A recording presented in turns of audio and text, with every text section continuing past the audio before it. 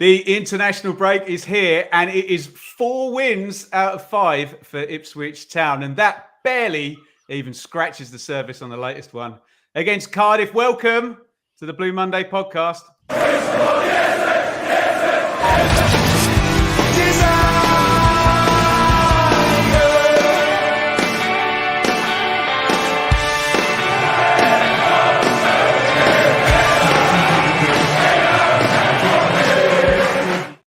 Dave, we've lavished praise on this team, and I'm now extending this is the best 3 months in 20 years to support Ipswich, so this is the best 5 months, and this is the best 6 months now. Have this team done a comeback victory, though?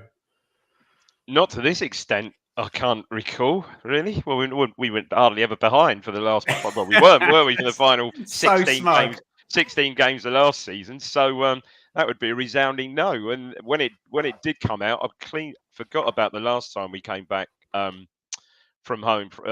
Came back at home from 2-0 down. I honestly still thought it could have been that Sheffield United, the famous Darren's game. Yeah, but apparently not. But I can recall it now. Phil said on TWTD. Dave's only half joking, Joe. This team has not had this test yet, and it strikes me with this team, Joe, that whatever gets thrown at them, they just seem to bat straight back.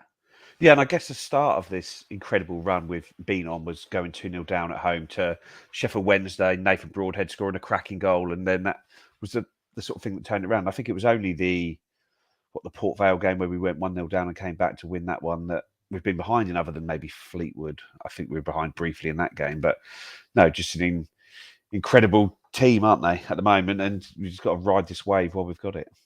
Ride this wave. I totally agree. Welcome to the Blue Monday podcast. If you are watching live and in the flesh on YouTube, please get involved in the comments where you can vote for the player of the month. If you just go into the live chat, you can see the poll there with the 4 choices decided by our Telegram group. Not me, not Dave, not Joe. So vote for one of them. And if you've got a problem with it, blame the Telegram group. That's a good plug to join the Telegram group, isn't it? I think you can go and blame them over there. But do hit the like button, get your questions in. We'll go full Q&A later, and I'll try and put as many of your comments up as possible. Dave, I was getting really grumpy last week after the Leeds game. Got a few tweets.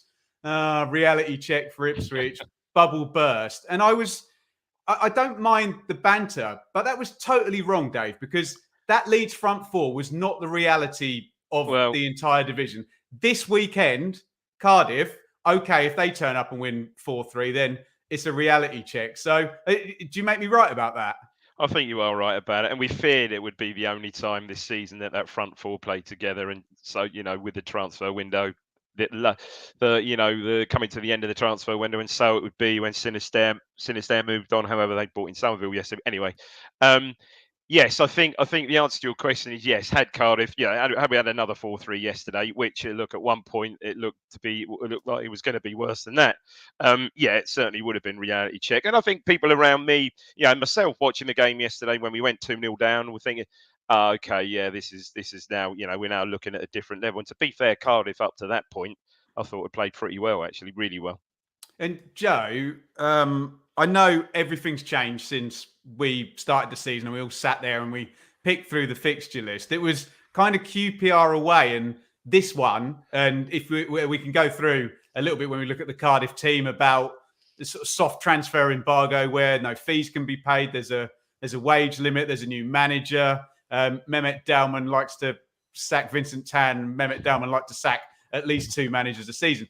This is one you kind of outlined as, okay, a possible 3-pointer without the knowledge, obviously, of what had happened for the first 4 games. Yeah, like I say, when you looked at the sort of the fixture list at the start of the season, you saw Sunderland away, Leeds at home.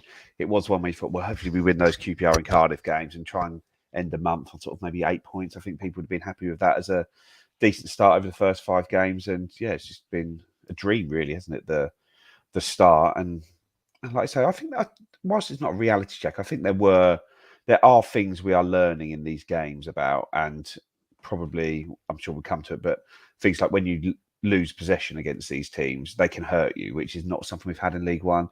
We could sort of play with the ball in the final third and lose it, and then you just Wolfie or Leif Davis or Harry Clark would just use their sort of pace just to get it back, and then you'd go again. Where now, when you lose the ball, there is something that you're going to be coming up against, coming the other way against you now. And you certainly don't come up against players like Aaron Ramsey in League One, do you? No, or Sinisterra, Nonto, etc., etc. No. Anyway, let's have a look at the teams. Get your comments in on the game yesterday. We'll pop some up and try and read some out as we go. So the Town 11, we'll come to you, Dave. So it's Sladke in goal, Davis and Clark, the fullbacks, Burgess and Wolfenden, the centre-backs, Longo and Morsey, the central midfield. I'm saying it in that voice because it's all so predictable and so, I say predictable in a good way. Broadhead, Chaplin, Burns, and the return, Dave, not for long, of George Hurst. Are we in kind of no-brainer repetitious territory here? Yeah, I think so. I think perhaps a little bit of surprise that Hurst was, I say rushed back, but perhaps back quite so soon, especially after Richards had consulted his medical almanac last week. And I think his was an abductor strain or something like that, and everyone was shaking their head, oh, nasty, nasty. So yeah, perhaps a little bit, and so it seemed. I don't know what Joe almanac. Thought. Yeah, almanac. But I don't know what Joe thought, but I thought he was. It just didn't look quite fit, I didn't think, and no great surprise he broke down. Yeah, just shame for the lad that he that he broke down so soon in half an hour gone sort of thing. But other than that, yeah, I think the team pretty much picked itself. I Joe? guess some more questions were about the bench, weren't they? About who was going to be named on the bench, because obviously Dane Scarlett was in the squad for the first time, and then it seemed like a sort of straight shootout between Freddie Ladapo and Marcus Harness as to who was going to be that effectively ninth sub, and I assumed it'd probably be Marcus Harness on there, as he seems to get on more. And obviously it wasn't. It was Freddie Ladapo, as we found out.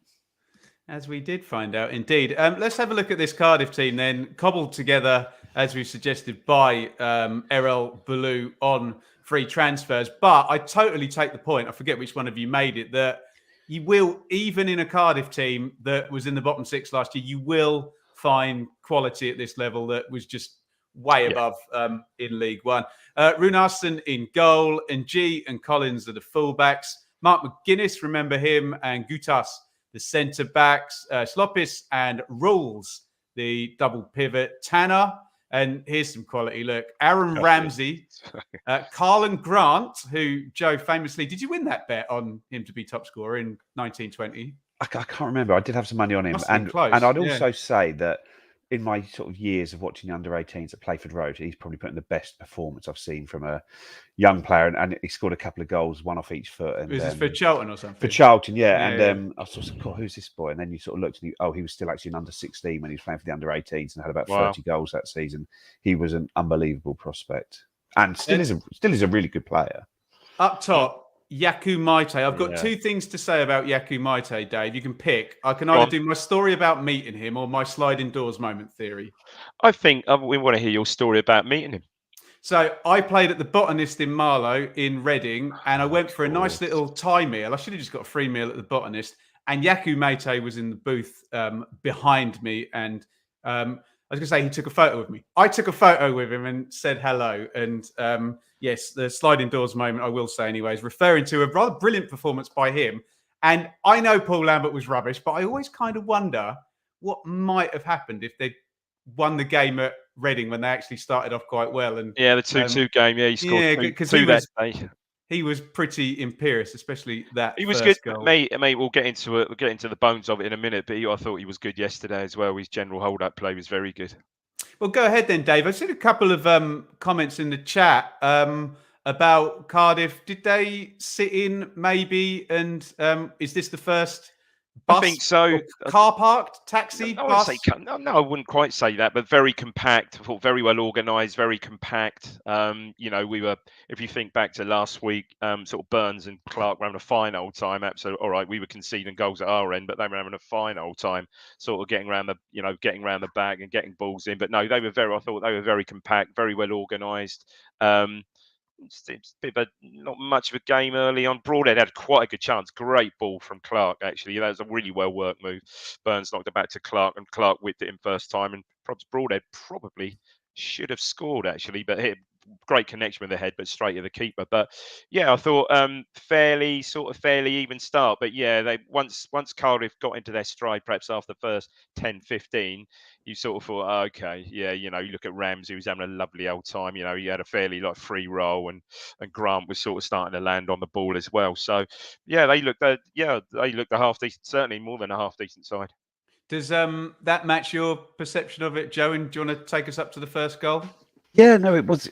I sort of fully agree with Dave on that. They were really well disciplined and organised defensively, and it was one thing I really noticed was just the speed that they were able to get back into position when they did lose the ball. They didn't really commit many men when they tried to break, and when they did lose the ball, it was straight back into shape. And you just sort of, our players, when they're on the ball in the final third, and it's like 3 or 4 men around them all the time, there was just no real room to move with the ball.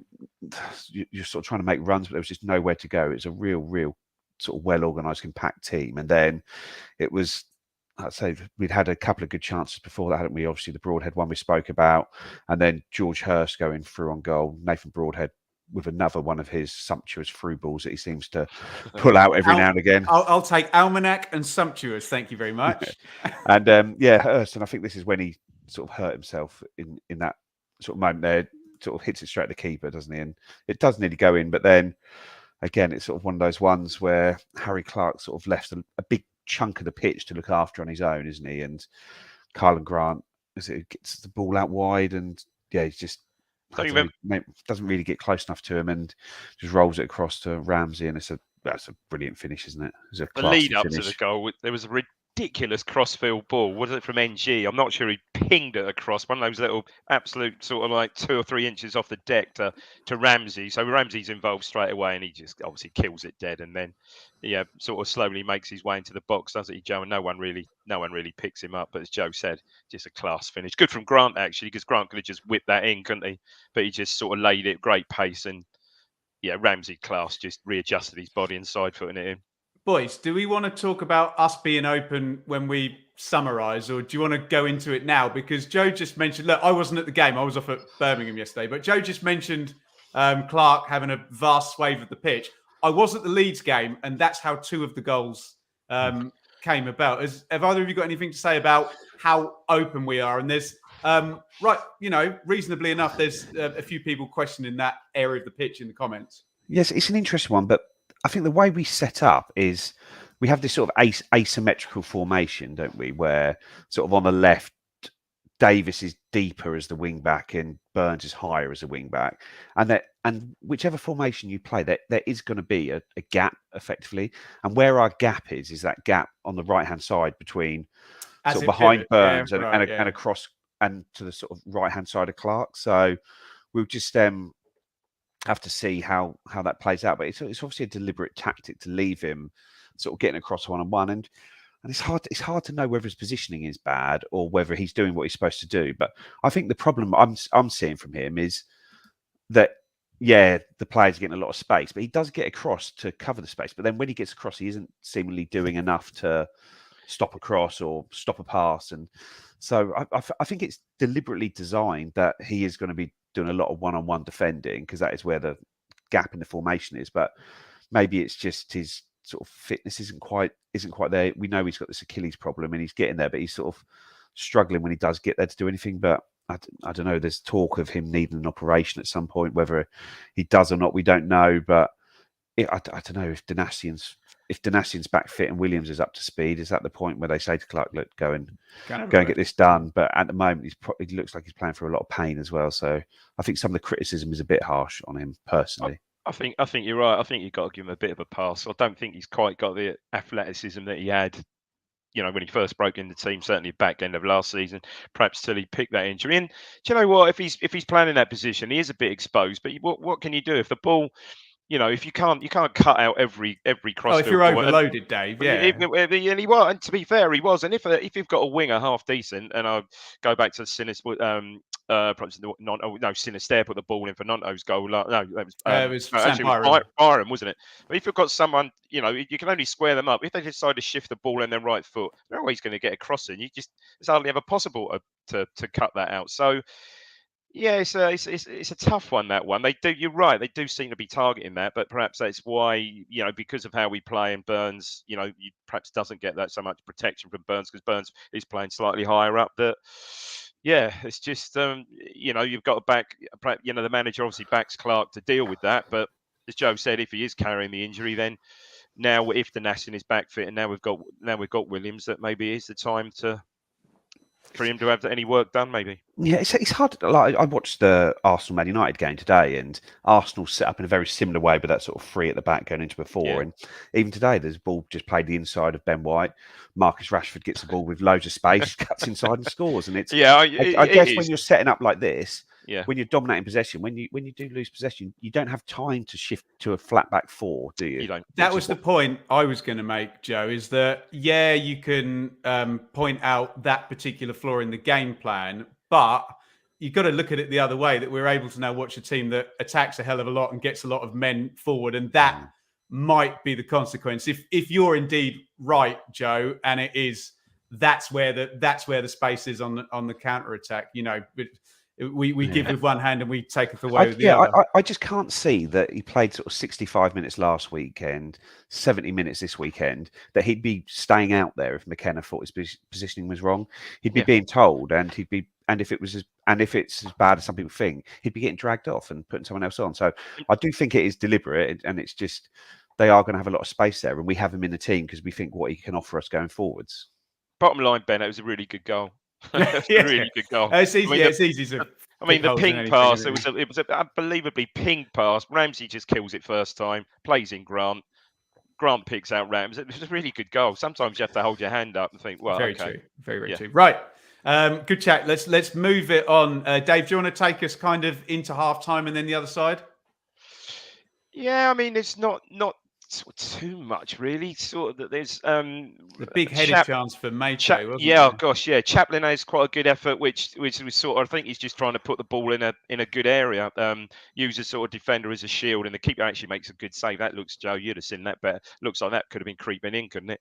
Keeper gets down really well, down to his right, and then Macho, despite me bigging him up, misses a really good chance. Ball comes in the box, and I think it's one of those classics. He's really well positioned, only about 6-7 yards out, and just mistimes his jump, so it doesn't get any power and just heads it over. So I think we sort of kind of I thought we kind of got away with that, and the sort of half sort of generally sort of fizzled out, really. Not really too much happening after that. Joe, do you want to take us into the second half? Obviously, we've got Ladapo now in for Hurst and Ugbo in for Tanner, and it's only actually 7 minutes before the goal goes in, and you would have had a better view than me, but my take was a bit of bad luck and then a really good finish, right?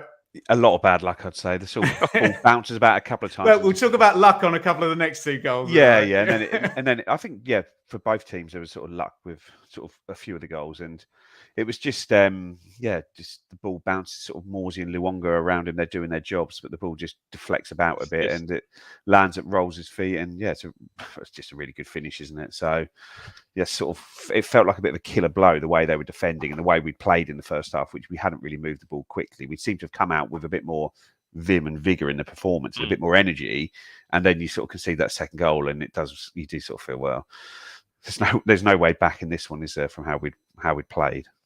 It's a good finish from Rules, actually, because he has he has the first shot, doesn't he? He has a left foot shot, which Joe said is like pinball off Morsey and Luongo, and he just sort of takes a touch, and again, no chance for Ladke. It's just right in the corner, isn't it? It's really composed finish, that.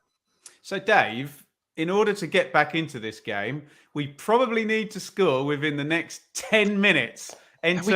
It's a weird, it's an odd one, mate, because we don't really look like it. Do you know, Broadhead has a comedy free kick where he tries to get it up and over the wall, doesn't, comes back to him, he just loses his head and just lashes at it. Did you not get my memo about never criticising Broadhead? Well, I know. Nearly went out for a throw in. Nearly goes out for a throw, and everyone around me saying, "Oh, he's off it today," and he's just really not on it today. So I think this next goal, and I think he said afterwards, there's a little bit of frustration in this goal, and it's an absolute beaut, isn't it? Morsey. He finds himself a good position in that sort of like pocket outside the box, and Morsey finds him. He gets it under control, kind of drops his shoulder, and I think he catches the keeper because he rifles it in the roof of the net from outside the box, but it doesn't go in the top corner. But he hits it early.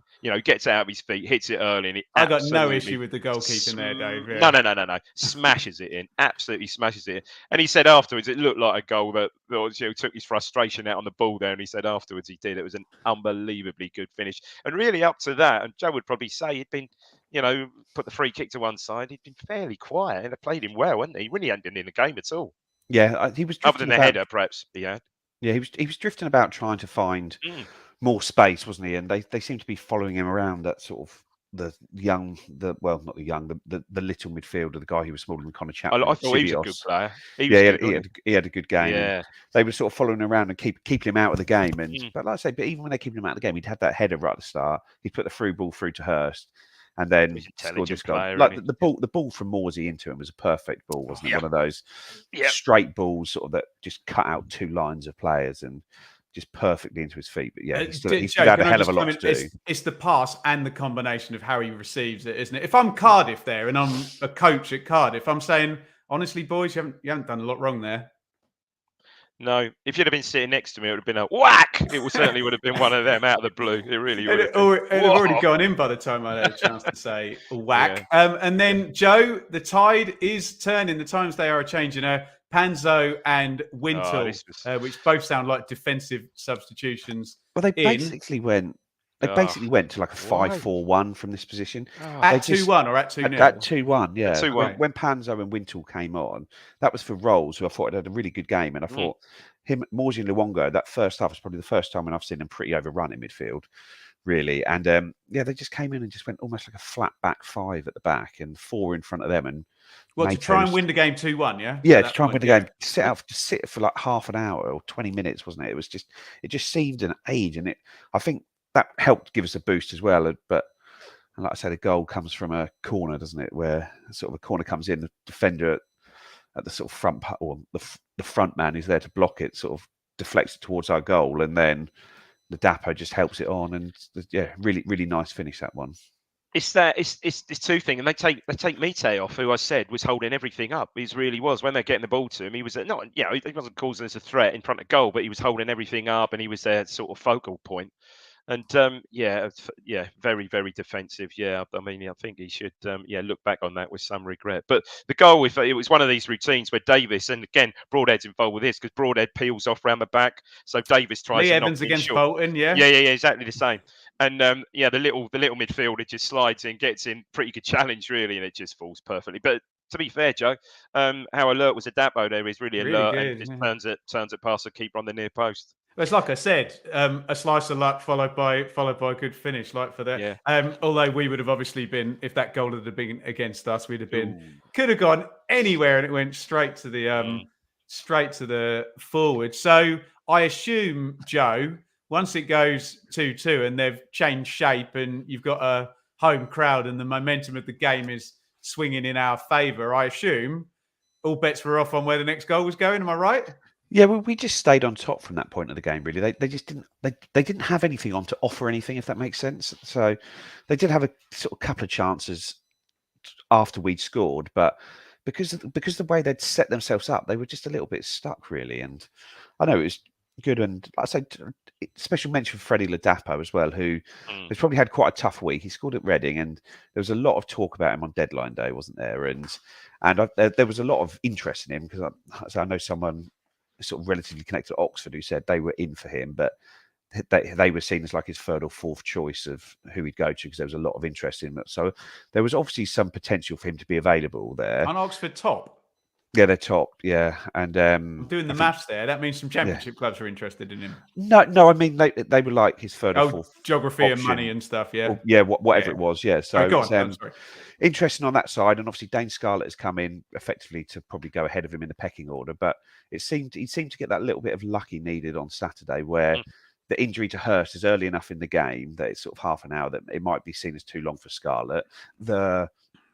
The way the game was playing out was they were sort of playing quite a low block, and we were getting quite a lot of the ball in the final third, which is a game that suits Freddie, one where he can get the ball into his feet and play. And then he gets on and he takes his chance and scores that goal. And then a few minutes later, sort of Amari Hutchinson and Brandon Williams have come on at this point, and Hutchinson, considering they had 5 flat at the back, Hutchinson was just in so much space. It's like you've got a flat back 5, and he was just standing there with no one within sort of 20 yards of him. Get narrower and deeper and narrower. Yeah, and then like I say, Williams still had a fair bit of work to do to find the ball, but it was almost like just trying to hit a big green at golf, just land it in the. He had a big landing spot to get the ball to Hutchinson, but he got it there. Hutchinson stood up his man and then had to just sort of flick around, beat him, went one way and just drove it into the box, which is really good. It hits the keeper and Freddie on the spot is just the ball hits him in the face and goes in. And like I say, people say it's luck. Of course, there is a bit of luck, but he's got himself in the right position. He's made the good run. And if that ball comes out lower and he takes it on his thigh and controls it and knocks it in, is it as lucky a goal or just because it hits his face? I don't know, but it's lucky, yeah. but you know what I mean. You've got to you make your own luck in those situations by getting yourself in the right positions for it, don't you? Which is what he did. Well, and I would add to. I agree with Joe, Dave. I would add because I seem to be getting a lot of people telling me how lucky my football team is at the moment, and I would add that breaks go for every football team in every game, and sometimes it's about the general state of the game and how things are flowing, and your ability psychologically and tactically and technically to take advantage of said breaks. So, and you can point out a few in the first few games, but that winning momentum is there. Dave, sorry, go ahead. I'd have to say, I think tactically we just took advantage of their manager's tactical shortcomings at 2-1. Seriously.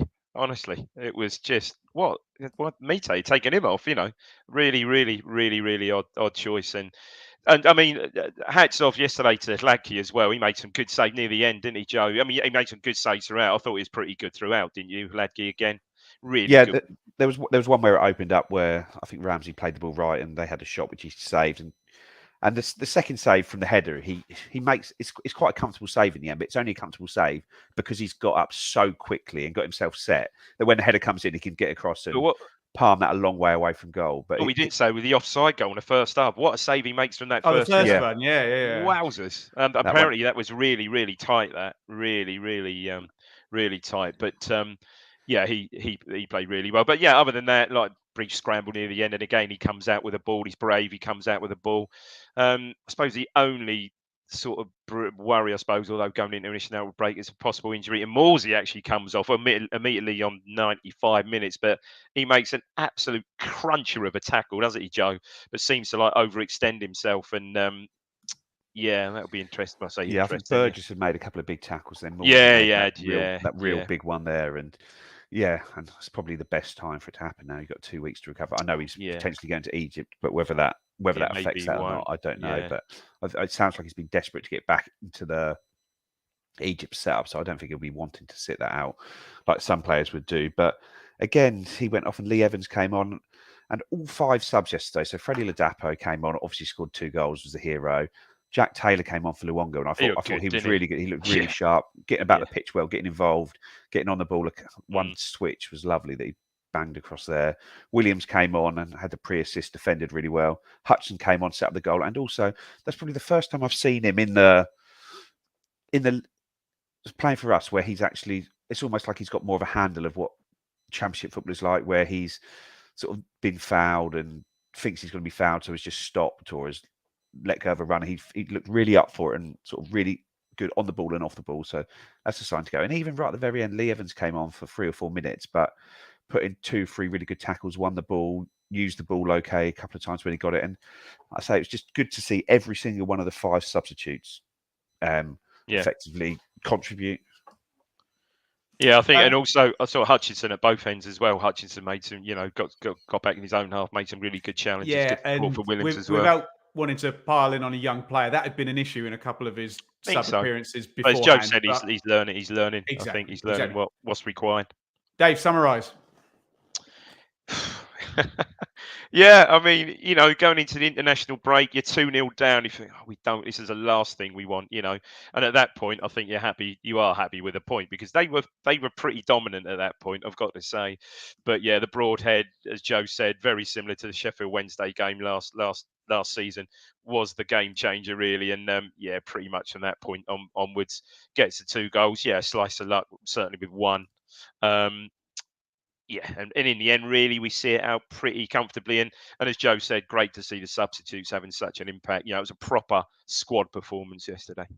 Joe, let me just do the numbers quickly before you summarise. So it was 55% possession in Town's favour, 2.67 on the XG, but a pretty chunky 2.12 against as well. 4 big chances, though, created. I'm sure it will come up in the questions, Joe. So let's dodge us being open and high-scoring games and et cetera, and the long-term viability of that sort of thing as other teams get better. But what's your summary? I think I sort of spoke to people after the game. It's like I felt like I knew that this team has gotten a performance like that in it, but you still don't expect to see it happen, do you? When it actually does happen, it felt like we are just relentless. We do just keep going, and I thought, like I said, McKenna played it superbly yesterday, where their manager maybe didn't so much. But we are gonna. Like I said, there are going to be struggles in this league. It's not going to be like that back end of League One was, where we were just rolling teams over.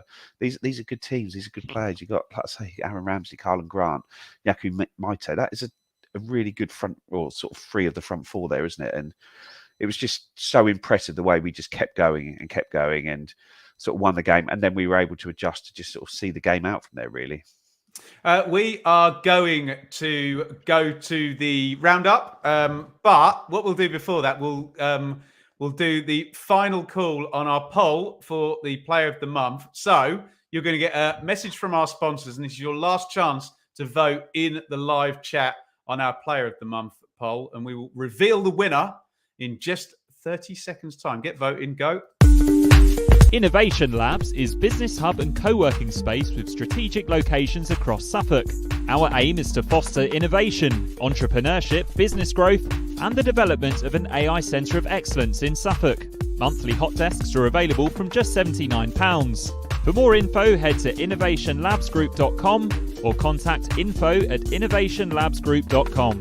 Innovation Labs, providing support for businesses across Suffolk. Locations in Stowmarket, Ipswich, Sudbury, Woodbridge, with more to follow.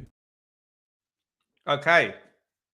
I just got caught ramming a sweet in my mouth then. I thought that advert was going to run about a minute longer. Thank you to the wonderful people at Innovation Labs sponsoring the Flagship Show here. You can show your support, though, here just by hitting the thumbs up button, keeping the comments coming. And if you do have it out of the kindness of your heart, you can support via Super Chat or Super Sticker at any point during the broadcast. So you have a look at this poll then. I've probably got a little bit of a lag because I've got to go on the other screen. So these are the 4 choices from the Telegram group. That's right. The Telegram group, not Dave, myself, or Joe, chose these 4 choices. And with 2%, Luke Wolfenden. With 12%, Massimo Luongo. With 17%, Leif Davis. And I think... Donald Trump would call this a landslide. It is 68%. Sammy Morsey, Dave. Yeah, outstanding.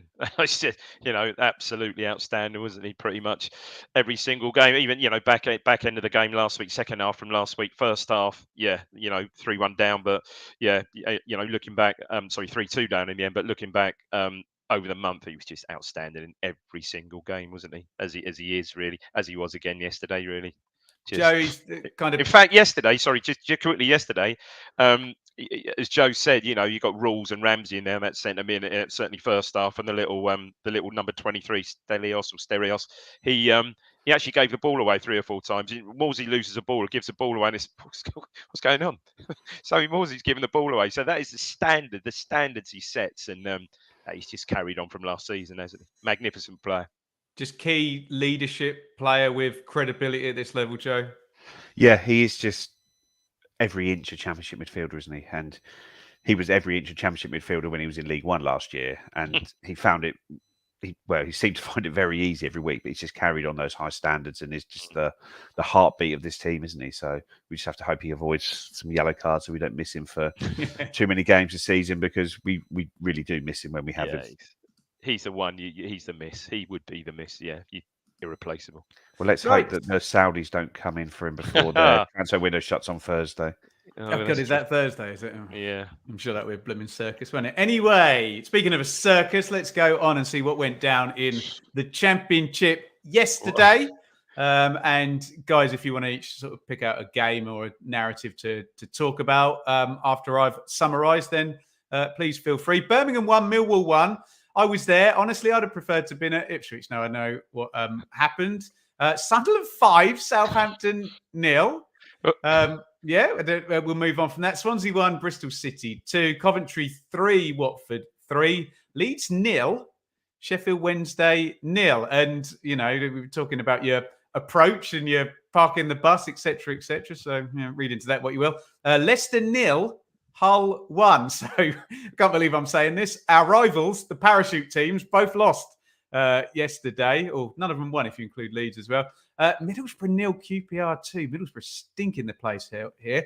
The magnificent, the greatest team in League One history last season. Plymouth 3, Blackburn 0. So I'm going to be in trouble, aren't I? Take that back. No one clip that. Rotherham 2, Norwich 1, Stoke 0, Preston 2. Everyone is chasing the coattails of Ryan Lowe and Preston North End. They are top of the league with a magnificent 13 points from 15. And Neil Warnock, of course, when he needs a win, gets one in the 96th minute. West Brom 1, Huddersfield 2. David Diamond, what would you like to talk about? You can almost talk about 5 of those games, couldn't you? I mean, it's just the Championship is a balmy. Look at those set of results. I mean, who could have predicted those, for Christ's sake? One that certainly leaps out. Sunderland 5, Southampton 0.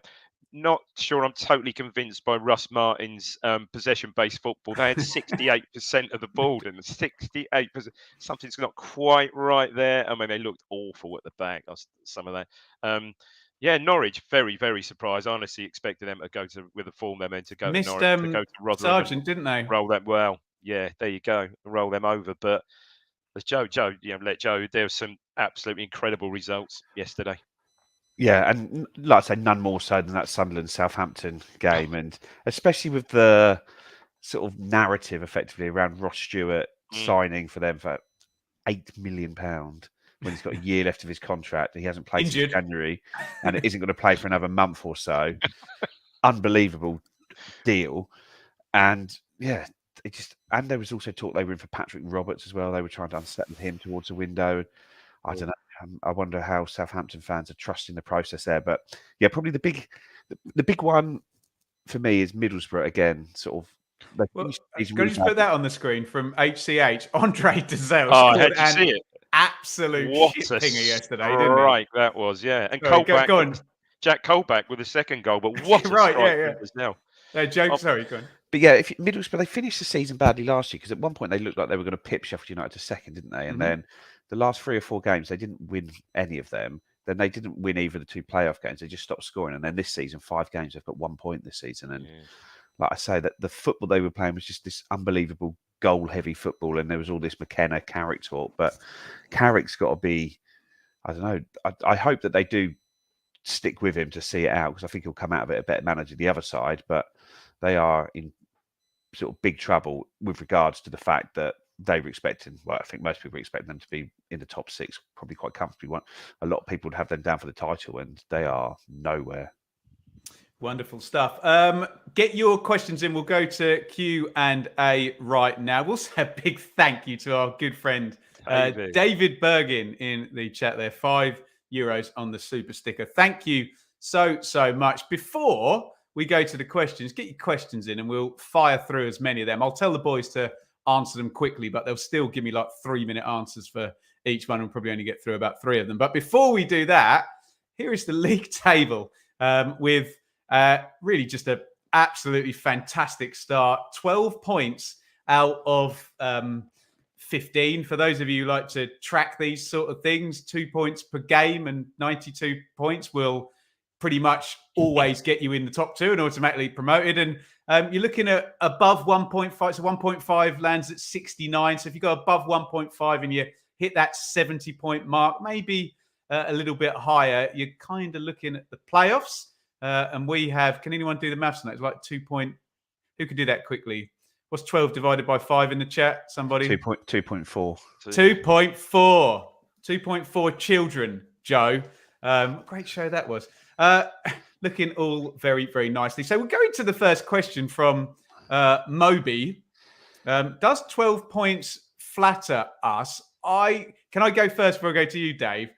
Possibly slightly, in that it feels like everything's just come up roses this season. When we've been in a tight game, we've won the tight game, haven't we? In that respect, that could be 10 points, that could be 9 points, and we'd all be sitting here going, okay, fair enough. Dave.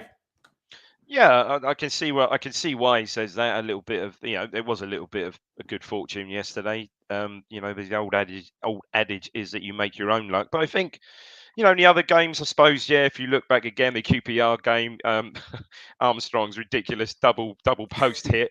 I guess again it comes up that phrase. It's fine margins again, and for once, this season we've been on the right. We've been on the right side. Been on the right side of them, and again, I just think it is momentum. It still is that momentum from last season, and it's a belief and a will. And I know as McKenna said, bravery on the ball, brave with the ball, and you'll come out generally. You've got those things. You'll come out on the right side. And I will say, for people giving me fine margins on Twitter and whatnot, 2-0 down with 30 minutes to go is not a fine margin. That's a bloody great margin to come back from that as well. So big one yesterday. Joe, are you confident Tuanzebe can stay fit and would improve? So this is Axel Tuanzebe, Manchester United youngster. I remember seeing him most, Dave, with Tyrone Mings. Sorry, Joe, we're going to help me. Tyrone Mings when Villa, Jack Grealish and Tammy Abraham, but when Villa got promoted in 2019, what's your take? Well, the fitness, I couldn't possibly say. I don't know. He's had a lot of time out, but I say, but he would improve us. He's a Premier League defender, and if he's fit and is playing every game, he's a Premier League player, isn't he? So it's interesting one. And like I say, if we can get him here and we can get him and keep him fit, then that'd be a hell of a signing. Yeah. Dave from Michael, do you think our style of play will evolve over the season like last season? You'd hope so, wouldn't you? Yeah, I think so. With the new players, the loan signings brought in, Scarlett also obviously brought in the very last minute last week. I'd certainly think it would evolve. Yeah. Again, we're talking about Tuanzebe, and perhaps it will evolve in that way. If he does stay fit, you're going to, as Joe said, he's a Premier League defender, so you'd think there is going to be a spot at centre back, certainly a spot at centre back for him. But I think at this stage, it'd be very harsh on. Well, I don't think they'll replace Wolfenden, but it'd be very harsh on Burgess probably at this stage. But you would think a player of his class would be a step up there. So. Yeah, as the season goes on, I think, you're going to face, you are going to, at some point, coming up, Southampton in the next couple of weeks, come up against these relegated sides, and your play will probably have to evolve, will have to change slightly to accommodate them. Joe, I'm going to kind of hijack Nick's question a little bit. He says, has the good start given us a bit of a free hit? Can I tack on to that as well, Joe? I've been babbling on, and I could turn out to be right, I could turn out to be wrong, that with stability and momentum from last season, I make it you get 6 to 10 games head start on teams that have changed their managers and brought in loads of players in terms of your pattern of play. But Joe, I also believe that the longer you keep winning for it, kind of becomes like a self-fulfilling prophecy, doesn't it? That if you just keep winning, you do become a top 6 team by, you see what I'm kind of fumbling over my words to say, Joe, but talk to me about this start, and like Nick's talking about, how much kind of currency it gives you in the bank to go and lose a game and, not panic and, stick to the process. And what do you think of my theory that what I deem at the moment to be a head start could actually turn into something more tangible if you just ride it out, like you said? Well, I think someone sort of put the 20-game European league table up again this morning. We've won like 17 of our last 20 league games. We are just a winning machine at the moment, aren't we? And yeah, we will be testing what we lost last week. But then what do? We come back and win 3-2 this week. And I'm not saying we're going to be the best team in the league and we're going to keep winning, but we know how to win games, and that is the hardest part of football, knowing how to get the games won and get over the line in games. So I do think it's it is a free hit in a way that basically, because I'm sure there's a portion of the fan base who are quite happy with consolidation in the Championship this season, and by getting all these points on the board early, you are almost getting that done. You have that. You have We're that 33 done. off 45 already, aren't we? Yeah, and you just pick up those points, but I do think there is a. I do think we will continue it on personally. I do think we will continue this form on, and I think because the standards we've set are so high over the last sort of basically since February this year, I think maybe some people aren't realising how many games you can afford to lose and still be competing for the top six. Like you look at when you're saying it's sort of 70 points is going to be 73, 74, yeah. 73, yes, it's not that far. We got 98 last season. There's 25 points less than that. That's 8 wins that could be defeats, and you're still getting that same amount of there. And I think maybe some of the fans, because I was getting a bit frustrated in the game yesterday when passes were being misplaced. There was a bit of then the sort of Suffolk sigh and the groan, and but sort of a little bit booed off at half time by a few in there. And I think you got to realise we're not going to lose one home game this season like we lost one home game last year. We're not going to lose 4 games all season. We're going to lose. If you lost 10, you've still had a fantastic season. If you said to me now you're going to lose 10 games a season, I would bite your hand off for that now. But that's a lot of defeats for people to take, and they're not used to losing. We've lost other than that ridiculous fog game, we've lost 1 game in 2023. Crazy, lots of questions about Tuan Zabi. I think we kind of covered it, so apologies if you think I'm ignoring you. I'm not. Dave, Gary, whilst the Cardiff boss made a howler, surely our fitness was a big contributing factor. Yeah, yeah, absolutely think so. Yeah, we just look at it, don't we? Despite you're talking about energy rather than the actual. Yeah, I think health energy. of the I think players, yeah. I think energy. Yeah. You know, we've spoken about fitness. I think certainly Clark and Hurst for sure.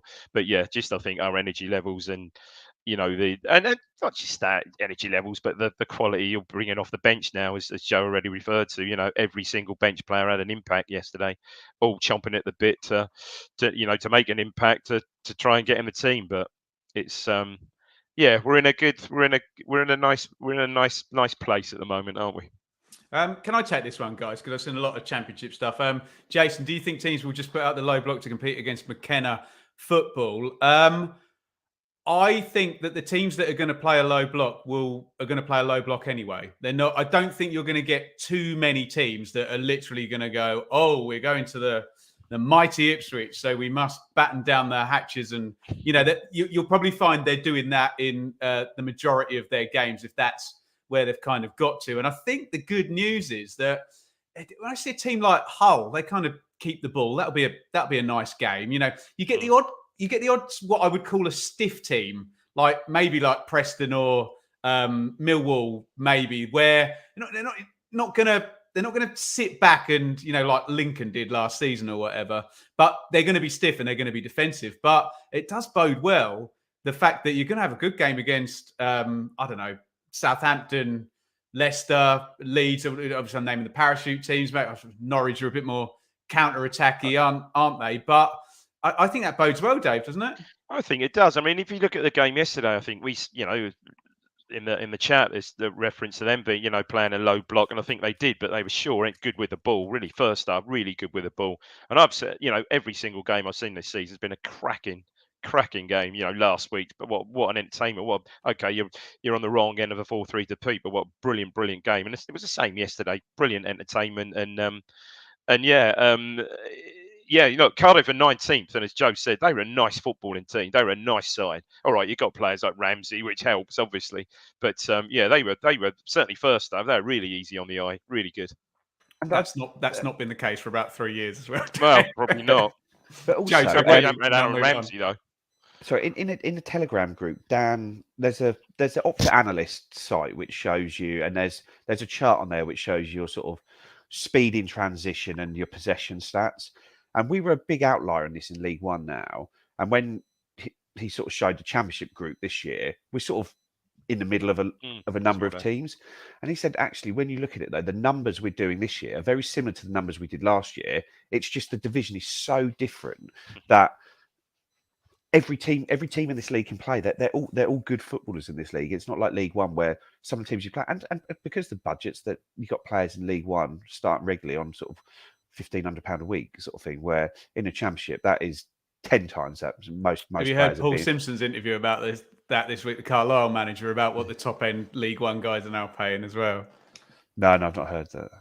He agrees with what you're saying. Yeah, and basically they are. This league is tough, and every team plays good football in this league. Maybe not the same good football, but they all can play. Where in League One, the teams that sit in and play for set pieces just aren't. They're not footballing sides in any way, form, or fit. No. Like Accrington, for example, they're not footballers in there, are they? They're always good to hear Joe getting his soapbox about Accrington. Joe loves Accrington. Joe, we'll stay with you quickly. Do you think, it's a good question, that. Do you think McKenna will play a stronger team versus Wolves in the Cup? And that comes in between a home game against Blackburn and an away trip to Huddersfield. I don't, to be fair, because I think sort of part of his excellence in man management is keeping players happy and giving them games. And I think it's you need to keep the backup players fit and ready to go, and it will be treated as that. I'd assume that'd be my guess. We tend to make a lot of changes for cup games, and did even when we were playing Burnley in the FA Cup last year. Accrington slander. I'm absolutely here for it. Be good rename that, wouldn't it? We'll do a couple more, guys. Thank you so much for your questions. Please don't think I'm ignoring any. It's so wonderful. We have so many people watching, and the chat, the boys will be trying to follow. It moves very, very fast, and I'm trying to keep up. But obviously, I need to prioritise one from my boss, Dave. This is from Richard. Positive cameo from Taylor. Is he nearing closer to a league start despite the quality of Luongo and Morsy? Yes, I'd say perhaps he is, but whilst Luongo and Morsy stay fit, I don't see it at this moment in time. But yeah, he's certainly. I thought he was great yesterday, as Joe said. He's getting on the ball. He wants the ball. He's a very similar player in a lot of ways to Luongo. Quite, gets around the pitch, quite athletic. Yesterday was the best I've seen him, but perhaps because he just landed on the ball a little bit more often, didn't waste the ball. It's a lovely option to have on the bench. But again, if those two stay fit, no, I don't see that changing anytime soon. Joe, last one. Sorry, I'm going to paraphrase a few questions about Harry Clarke and Brandon Williams. Joe, would you see the only scenario where Williams goes in ahead of Clarke being the one that you outlined earlier, whereby, send him off and have surgery, assuming Donatian's fit? Or could you actually see them both being fit and Williams getting in ahead? A few people have been asking. Yeah, well, I don't think Brandon Williams has come here to sit on the bench for the season, has he? To come here and back up Harry Clarke. He's a player with sort of 50 Premier League games under his belt, a lot of even like Champions League football under his belt. He's reportedly on sort of like 50 grand a week at Man United. And there was talk he had a lot of options of where he could be going to play, and McKenna's got him here, and he's not going to have got him here to be a backup for a team that's hoping to push for the playoffs, is he? He'll find his way into this team at some point, and it'll be up to Harry Clarke or whoever else, what other position he's potentially playing for them, to try and stop him and get the team ahead of him. And we're wildly speculating here. There could have been something that went into the decision to even bring him here in the first place that might be some kind of long-term planning for Clarke anyway. But none of us are in the know on that, and we are completely guessing. Speaking of completely guessing, get involved in the chat with this. I'm going to spring this on the boys. Look on the right-hand side of that page, guys, and you'll see our September fixtures there. If you ignore the Wolverhampton Wanderers game, got 4 games coming up in September after the international break. A trip to Sheffield Wednesday, who are right down at the bottom.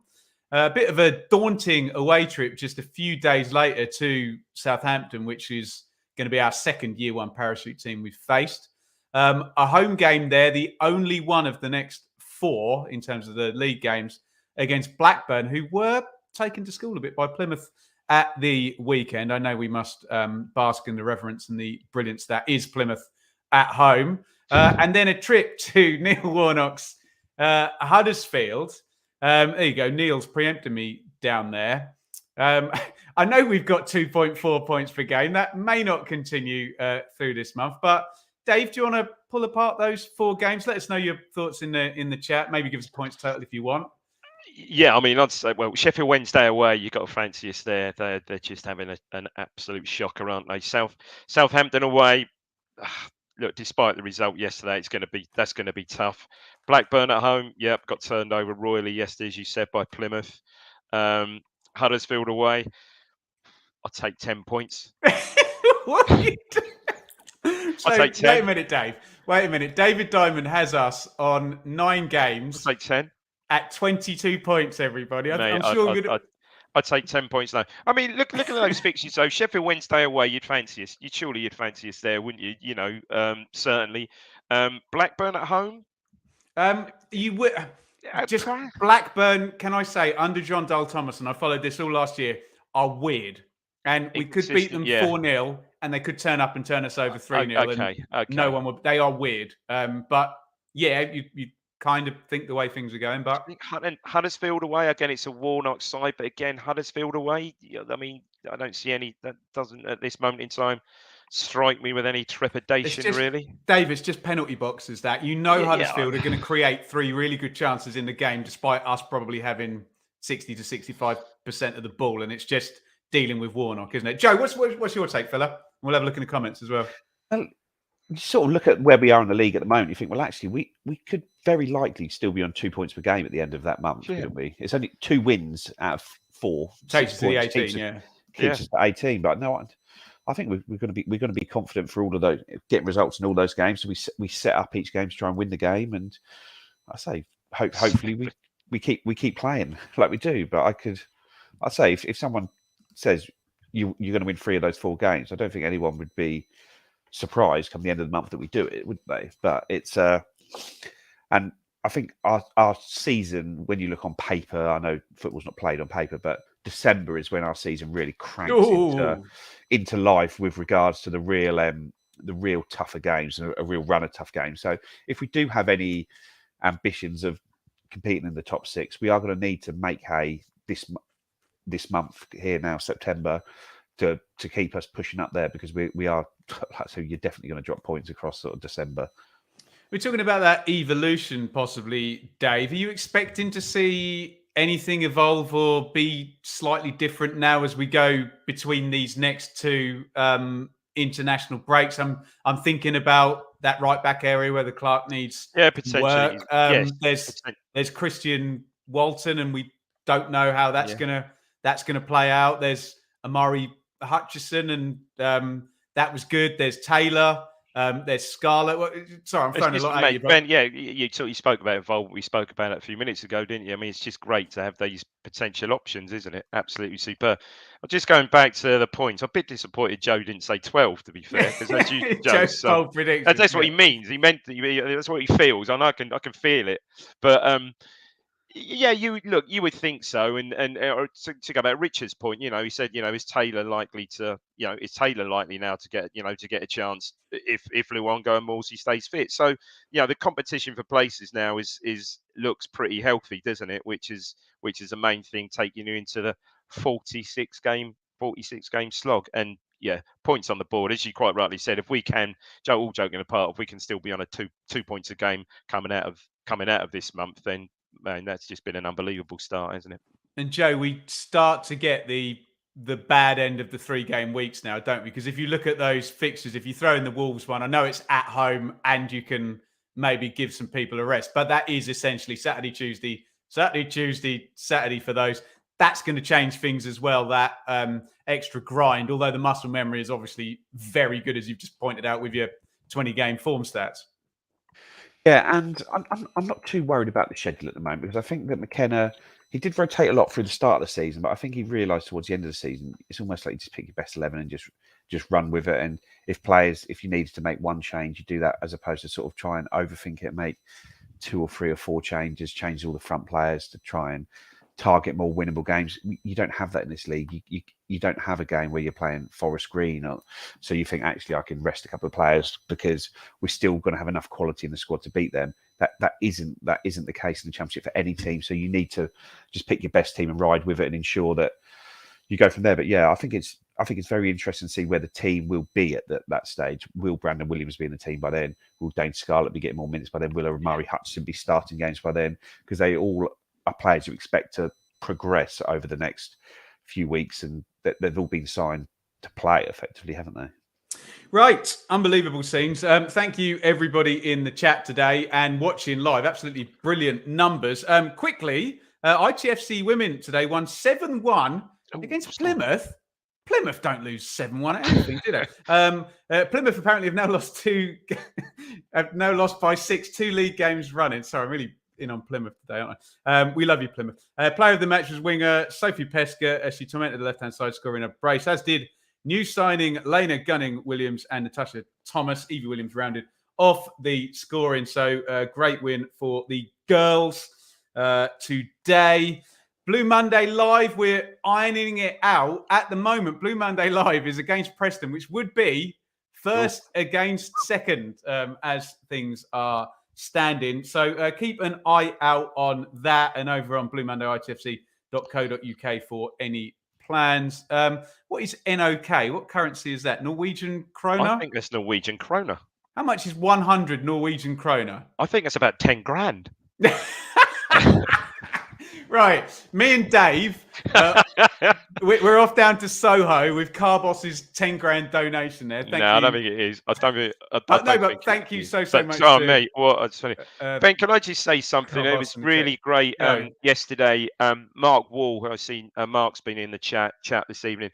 Mark has got motor neurone disease, and he was a guest of the club down at the game yesterday. I had the pleasure of catching up with him at the pre-match in the fan zone, and I know he'd want me to say I think he was fantastically looked after by the club yesterday. Saw pictures all over Facebook with I've the seen players the pictures today, and Mark Ashton and Kieran McKenna, absolutely brilliant. And just to say to Mark, mate, great to see you yesterday, and hope you had an absolutely brilliant day, and enjoyed the whole experience. A great note to finish on.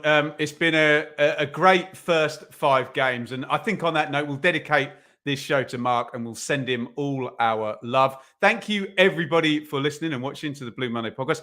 There will be some international break stuff this week. What that is, we'll figure out in our WhatsApp chat very, very soon. So say goodbye, Dave. Cheers, everyone. Say goodbye, Joe. You're muted, Joe. Come on, it's your big moment. Thanks, everybody, for watching and listening. And, big up to our friend, Mark, and all our love to you, my man.